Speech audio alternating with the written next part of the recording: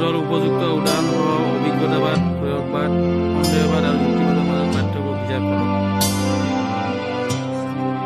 এতিয়া মই মনিৰুদ্দিন আহমেদ আৰু আপোনালোকে চাই আছে মোৰ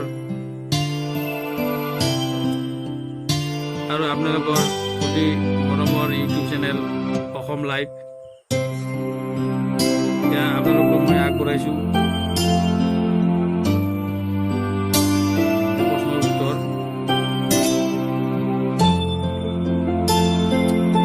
আপোনালোকলৈ মই অনুৰোধ জনাইছোঁ আপোনালোকে মোৰ এই চেনেলটো সোনকালে ছাবস্ক্ৰাইব কৰক,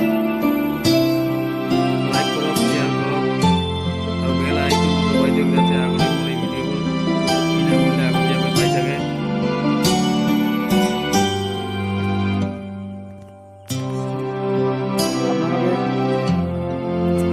মোৰ এই চেনেলটো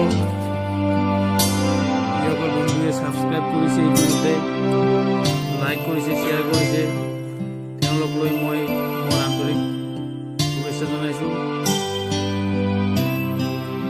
কাৰণ ময়ো আপোনালোকৰ দৰে এজন প্ৰশিক্ষণৰত শিক্ষক।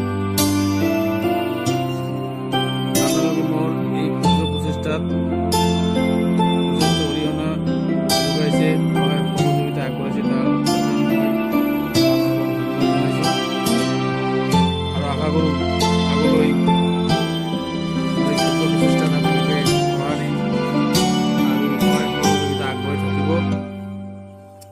এই আশাৰে সদৌ শেষত মই আপোনালোকৰ আকৌ এবাৰ কৰিছোঁ, আপোনালোকে মোৰ এই চেনেলটো ছাবস্ক্ৰাইব কৰক, লাইক কৰক, শ্বেয়াৰ কৰক।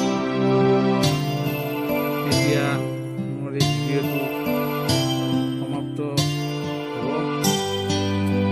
কিবা ভুল ভ্ৰান্তি হ'লে আপোনালোকে কমেণ্ট বক্সত মোক